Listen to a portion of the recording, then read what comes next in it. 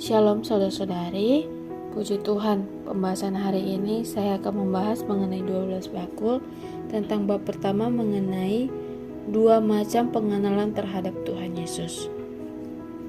Sejak Tuhan Yesus bangkit dari kematian hingga hari ini, pengenalan orang terhadapnya dapat digolongkan menjadi dua macam, yakni pengenalan dalam tubuh daging dan pengenalan dalam Roh Kudus. Paulus berkata, "Sebab itu kami tidak lagi menilai seorang menurut ukuran manusia. Dan jika kami pernah menilai Kristus menurut ukuran manusia, sekarang kami tidak lagi menilainya demikian." 2 Korintus 5 ayat 16. Dan Allah berkenan menyatakan anaknya di dalam aku. Galatia 1 ayat 15-16. Ayat-ayat ini nampak kepada kita bahwa hari ini kita harus berdasarkan apa mengenal Tuhan Yesus. Baiklah, kita mengambil beberapa contoh yang konkret dari Alkitab agar kita dapat memahami dengan jelas perbedaan di antara kedua pengenalan tersebut. Pengenalan Maria terhadap Tuhan. Tak kala Maria Magdalena berdiri di dekat kuburan Tuhan Yesus sambil menangis, dan kata malaikat-malaikat itu kepadanya, "Ibu, mengapa engkau menangis?" Jawab Maria kepadanya, "Tuhanku telah diambil orang, dan aku tidak tahu di mana diletakkan." Sesudah berkata demikian, ia menoleh ke belakang dan melihat Yesus berdiri di situ. Tetapi ia tidak tahu bahwa itu adalah Yesus. Kata Yesus kepadanya, "Ibu, mengapa engkau menangis? Siapakah yang engkau cari?"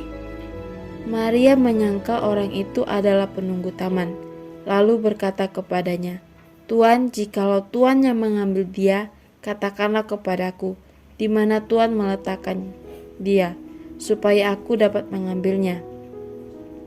Mata dan telinga Maria saat itu sudah tidak berguna lagi. Kalau dulu ia dapat mendengar dan mengenal dia dengan telinganya itu, namun kini telinganya yang tidak berubah itu tak berdaya lagi mengenal Tuhan Yesus. Kalau dulu matanya sangat mudah mengenal dia, namun kini matanya tidak dapat mengenal dia lagi. Maria tidak berubah, tetapi Yesus orang Nazaret ini telah berubah. Maria tetap sama dengan Maria yang dulu, tetapi Yesus orang Nazaret ini telah bangkit dari kematian. Karenanya telinga, mata, dan ingatan yang dulu sekarang sudah tidak berguna lagi. Dengan cara yang lama mengenal Tuhan Yesus yang tinggal di bumi, yang berada dalam tubuh daging, itu memang mungkin. Tetapi yang mengenal Tuhan Yesus yang telah bangkit dari kematian, yang rohani, sorgawi, serta yang berada dalam Roh Kudus, sama sekali tidaklah mungkin. Perubahan ini terjadi pada pihak Maria, tetapi pada pihak Tuhan Yesus.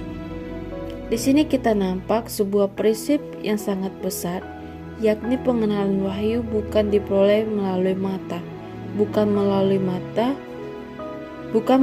telinga, juga bukan melalui daya pengertian, melainkan demi sesuatu yang ajaib, yakni suatu pengenalan yang di luar telinga, mata, serta pengertian. Wahyu adalah satu pengenalan yang ajaib. Setelah Maria mengenal Tuhan, ia segera pergi memberitahukan hal itu kepada murid-murid Tuhan lainnya. Namun setelah mereka mendengar, mereka pun merasa amat heran, sebab yang dapat kita ketahui demi telinga maupun mata jasmani kita hanyalah Tuhan Yesus yang berada dalam tubuh daging saja. Maka dari itu, saudara-saudari, pengenalan dan pengetahuan yang demikian tidak banyak faedahnya bagi kita dan tidak berkekuatan bagi kita.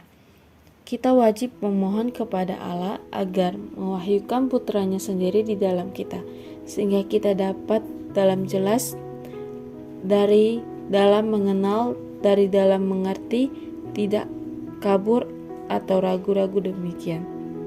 Amin. Tuhan Yesus memberkati.